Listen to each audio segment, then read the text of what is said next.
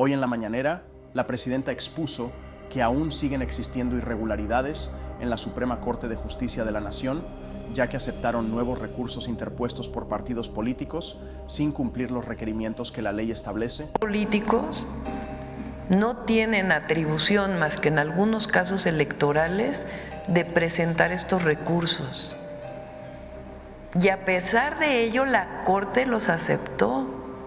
Debería de haberlos rechazado, porque no tienen personalidad jurídica los partidos políticos para presentarla. Si hubiera sido el 33% de una Cámara, que es lo que se establece, entonces sí. El argumento que dan es que es por asuntos electorales, porque es un asunto electoral. No tiene que ver este asunto electoral con los partidos políticos. O sea, ellos mismos, fíjense, la elección de jueces, magistrados y ministros aprobada en la Constitución, publicada en el Diario Oficial, porque hoy el Poder Judicial tiene graves problemas de corrupción. Ayer, por ejemplo, aceptaron un amparo otra vez para que no se paguen los impuestos de una empresa que ya saben cuál es. Bueno, ahí está otro caso. Para que se retrase, no más que no se paguen, para que se posponga la resolución. ¿Cuánto lleva ese caso? Y ayer se aceptó ese amparo para que se siga posponiendo. Ahora, el PRI y el PAN presentan esta acción de inconstitucionalidad. ¿Qué tienen que ver los partidos políticos en la elección de jueces, magistrados y ministros? Nada. Ellos mismos quieren, fíjense de qué tamaño es su contradicción. Nosotros dijimos, cuando se presenta la reforma, a ver si me explico con calma para que se entienda. Cuando se presenta la reforma, critican al presidente López Obrador porque dicen que se va a partidizar la elección de jueces, magistrados y ministros. Entonces el presidente López Obrador, la secretaria de Gobernación, Luisa María Alcalde, dice, no tienen nada que ver los partidos, esta es una decisión del pueblo. Va a haber listas, convocatoria, y los partidos políticos tienen prohibido participar.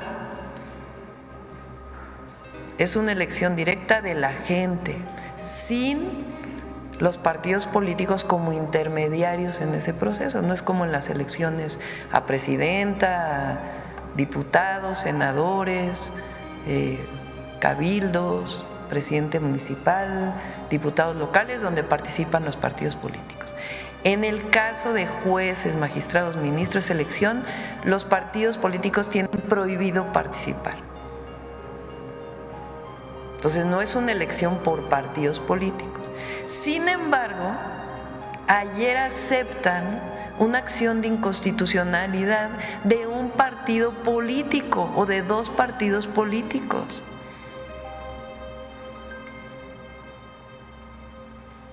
Entonces, así de que digan, bueno, que no. Entonces, el llamado es que acepten que ya hay una reforma constitucional, que no va a haber retroceso en la elección de jueces, magistrados y ministros, por una razón, porque es una decisión del pueblo de México. Para seguir hablando bien de la Corte, ayer la segunda sala también aprobó un proyecto del ministro Alberto Pérez Dayán, donde se limitan las facultades de la UIF, particularmente para bloquear cuentas ligadas a la delincuencia organizada. Uno de los interesados, el exgobernador de Tamaulipas, Cabeza de Vaca, fue el que promovió este recurso a través de su abogado. ¿Qué opinión le merece que, por cierto, la ministra Lenia Batres advirtió que beneficiaría precisamente a figuras como Cabeza de Vaca?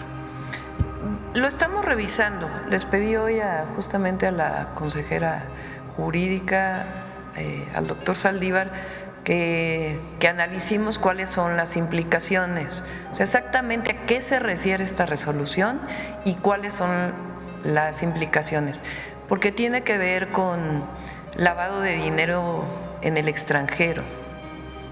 Entonces, lo vamos a revisar antes de poderles dar nuestra opinión, y ya que tengamos una revisión clara, que se pueda explicar claramente, se los planteamos aquí en la conferencia. Finalmente, Presidenta, ayer se aprobaron los cambios en el Congreso de la Unión a la Constitución, a los artículos 25, 27 y 28 en materia de soberanía energética. Me gustaría conocer su opinión, porque para uno se trataría como una renacionalización, es decir, en positivo, de Pemex y CFE, fortalecimiento, pero hay ya voces típicas de la iniciativa privada que hablan de competencia desleal y de un monopolio público. Sí. Primero, felicitar a los diputados por haber aprobado esta reforma constitucional. En parte sí es revertir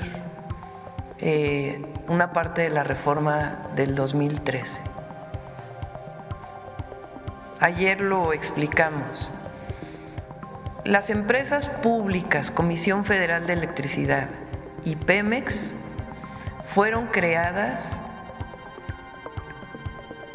por dos objetivos principales: la soberanía energética de México y el poder dar electricidad, gasolinas, diésel, todos los derivados del petróleo accesibles a la población. Gracias a la nacionalización de la industria eléctrica vino un proceso de electrificación en México que hoy llega prácticamente al 99%. Si no se hubiera dado esa nacionalización, con las empresas privadas nunca hubiera llegado la electricidad a pueblos, poblados, municipios alejados, porque el objetivo de una empresa privada es la ganancia. Entonces, ese objetivo no necesariamente es el de brindar servicio público. Viene un proceso de reformas en el caso eléctrico desde 1992 con Salinas de Gortari hasta la reforma del 2013, que finalmente logran cambiar la Constitución. Ahí se abre un mercado eléctrico y cambian las empresas públicas a ser empresas productivas. Nadie dice que las empresas públicas no deban ser productivas. Deben ser eficientes, productivas, que no haya la corrupción que había en la época principalmente el periodo neoliberal, pero antes también. Entonces, claro que tienen que ser productivas, eficientes, pero tienen una función. Su función no es la competencia con las empresas privadas, su función es la soberanía energética y que haya combustibles y electricidad accesible al pueblo de México. Entonces, pasan de empresas productivas a empresas públicas. Sí se revierte una parte de la reforma del 2013 y eso es benéfico para México. Ahora, ¿qué pasa con el mercado eléctrico que se aprobó en el 2013? Continúa. ¿Con qué característica? 46% de la generación. Entonces, sí se permite la inversión privada, sí sigue el mercado, pero se da la característica de que si la generación de CFE pasa del 50%, no se considera monopolio. Entonces, al pueblo de México esto es muy bueno. Fíjense lo que ocurrió en España cuando toda la crisis del gas. Tarifas de la electricidad, que está privatizada prácticamente toda la industria eléctrica, tarifas de la electricidad impagables para los españoles. Ni el propio gobierno español pudo poner esquemas de regulación que permitieran bajar la tarifa.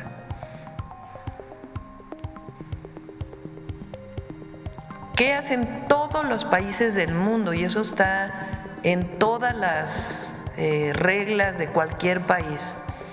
La soberanía del país depende en mucho, porque nuestra economía depende de la energía, de que tengamos la capacidad de generar la energía en nuestro país. ¿Cómo? Con Comisión Federal de Electricidad sólida, fuerte, y también la inversión privada. Entonces, ¿qué le pedí para que no haya preocupación en el sector privado? Por supuesto que es algo que veníamos trabajando, lo dijimos en campaña, no es algo nuevo, que haya una mesa de trabajo para que se entienda cómo pueden participar, en dónde pueden participar. Todos los contratos que había con CFE, todos son respetados, no tiene ningún problema lo que existe actualmente.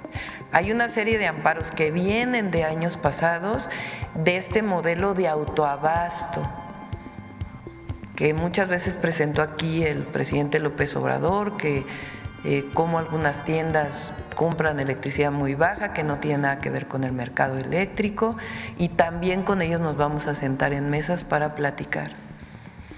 Pero somos la cuarta transformación y eso significa hacerle caso al pueblo y recuperar un modelo que no es o más bien generar un modelo, porque no es recuperar, sino un modelo de desarrollo que ha dado resultados a los privados y al pueblo de México. Entonces es muy buena esta reforma y no tienen de qué preocuparse los generadores. Ahora sí, hay un grupo que es hasta un tema ideológico, en donde lo que piensan es que lo público es ineficiente per se, o que todo lo público no es derecho, sino debería ser una mercancía, hasta la educación o la salud. Nosotros creemos en los derechos del pueblo de México, el acceso a la educación, a la salud, a la vivienda, y también en la soberanía energética y también en la inversión privada. También creemos en ello, que es importante y benéfico para el país, bajo estas condiciones que se plantean. ¿Quién más por acá? A ver, aquí. Es una pregunta a favor, ¿se puede? Presidenta, usted debe ir al foro de la cumbre climática de Bakú en Azerbaiyán, porque de acuerdo con el semanario Der Spiegel, solamente Margaret Thatcher y la ex canciller Angela Merkel, que estudió química cuántica, y la señora Thatcher estudió investigación en química, tienen una visión general de lo que enfrenta el planeta a propósito del cambio climático. Y Der Spiegel hace alusión a su caso como investigadora en ingeniería climática. ¿Asistirá o no? ¿Pedirá permiso al Congreso para viajar a Bakú, Azerbaiyán? Porque ahí se le requiere. Este es el primer punto. El segundo punto es que la gobernadora electa de Veracruz se ha pronunciado, ella también ingeniero, por activar… Ingeniera, sí, correcto. Se ha pronunciado por activar la tercera planta nucleoeléctrica en Veracruz. ¿Cree usted que, dado que la energía nuclear es menos sucia que la tradicional, haya condiciones para que en Veracruz se cree una tercera planta nucleoeléctrica? Y finalmente, Presidenta, en este sentido, ¿hay condiciones para que en su administración, dado que tiene usted mayoría calificada y tiene a expertos como el exministro de la Corte, que no se religió buscando a la presidencia y negó esa posibilidad, para reformar el artículo 27 constitucional y ser congruentes con la economía social, dado que los representantes de la economía social fueron quienes sufragaron más por usted en la pasada, me refiero a campesinos entre otros, en la pasada elección del 2 de junio?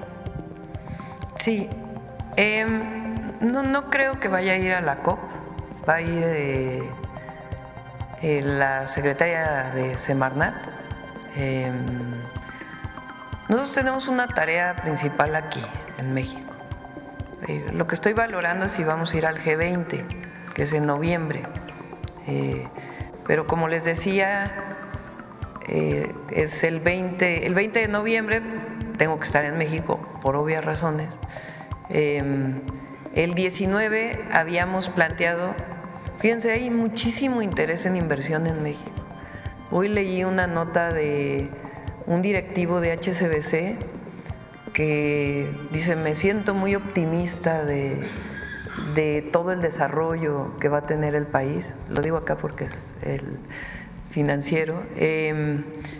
Y recientemente se han anunciado varias inversiones en México y, como lo dije, no tiene de qué preocuparse el inversionista nacional y extranjero, tiene todas las condiciones para desarrollar sus empresas, claro, que no impacten al medio ambiente o que tengan sus medidas de mitigación, que sea, si son grandes demandantes de agua, que no sea donde hay escasez de agua, etcétera, etcétera. Bueno, entonces el 20 de noviembre tengo que estar aquí, el 19 viene el primer ministro de Alemania con empresarios de Alemania, porque están muy interesados en invertir en México. Como les dije, el 15 también de este mes hay un encuentro con empresarios de Estados Unidos. Y justo en esas fechas, 18, 19 y 20, es el G20. Entonces tendríamos que ver si coincide ir un día o no, y si no, pues iría el canciller. Ahora, la tarea fundamental de un presidente y una presidenta es su país. Entonces, por supuesto que son importantes las relaciones internacionales, pero también para ello hay secretarios, secretarias que nos representan perfectamente. Entonces, eso es sobre la COP. Después, una tercera planta nucleoeléctrica. Sí. Fíjense que yo no soy muy pronuclear. Porque la nuclear también tiene otros impactos ambientales. No emite emisiones de gases de efecto invernadero que provocan el cambio climático, pero tiene sus riesgos. La planta de Laguna Verde en México opera muy bien y con los máximos estándares, pero por el momento no tenemos contemplado crecer con nuclear. Vamos a crecer la generación eléctrica con una parte de ciclos combinados de gas que ya iniciaron con el presidente López Obrador y que nos va a tocar inaugurarlos, y otra parte con fuentes renovables de energía. Ahí es donde vamos a impulsar mucho la generación pública y privada también, en ese marco del nuevo marco que se planteó desde que llegó la Cuarta Transformación. Y el último punto, condiciones ante una mayoría calificada en el Congreso para una No tenemos reforma. pensado mayores modificaciones hasta este momento, no lo tenemos pensado. Por supuesto, ejidos y comunidades se les va a apoyar. Justo ayer tuve fíjense qué interesante, ayer tuve una reunión con SEDATU. SEDATU lleva la parte agraria. Con la modificación a la reforma constitucional, que ahora al segundo constitucional, que reconoce con derechos plenos y como sujetos de derecho a los pueblos originarios y a los afromexicanos, tenemos que abrir un nuevo esquema de propiedad, ¿verdad? Porque hasta ahora existe la propiedad agraria, social, la propiedad pública y la propiedad privada. Pero si algún pueblo originario tiene derecho a la propiedad, entonces tenemos que hacer una serie de leyes secundarias que den esta característica y además, pues, que no se sobreponga sobre otras propiedades. Es interesante el caso de lo que se aprobó. Por ejemplo, el regreso de la tierra al pueblo yaqui fue principalmente a comunidad agraria. a las comunidades. La mayor parte de Oaxaca, que es donde más pueblos originarios hay en México, es propiedad social, comunal. Entonces, al hablar de reconocimiento de propiedad de un pueblo originario, tiene que quedar muy claro la parte agraria y la parte de pueblo originario, pero no tenemos planteado, y también aprovecho para decirlo, porque en la campaña se dio y por si hay algún… la propiedad privada está totalmente resguardada y nadie va a hacer ni expropiaciones ni vamos a andar quitándole la propiedad a nadie. Iberdrola le debe a México $600 millones y por un litigio en el Poder Judicial finalmente, Presidenta, Iberdrola no ha pagado. ¿Cree que con el expertise del exministro, la doctora, también Iberdrola pueda restituir esa deuda que tiene con México, dado que el antiguo Poder Judicial le condonó ese pago de $600 millones que se tendría que resolver en el 2024 o en el 2023? Tendría que revisar exactamente a qué te refieres. ¿Qué horas son? Ya merito. A ver aquí. Buenos días, doctora. Preguntarle, reiterando pues el tema de las reformas judiciales, usted antes de tomar posesión pues les dio un mensaje a los diputados para que cuidaran el proceso legislativo, para que se cumplieran las normas y los tiempos, de manera que no lo pusiera en riesgo. Con este tema de la contraposición entre los artículos, ¿cómo lo toma usted? ¿Como un descuido o si tiene algún tipo de llamado a los diputados? Pues porque todavía tienen más reformas que sacar adelante, tanto las del presidente como las de usted. Esa sería la primera pregunta. No, lo hicieron… ¿Por qué no ponen otra vez el final de lo que explicó Ernestina y el ministro Saldívar? El transitorio.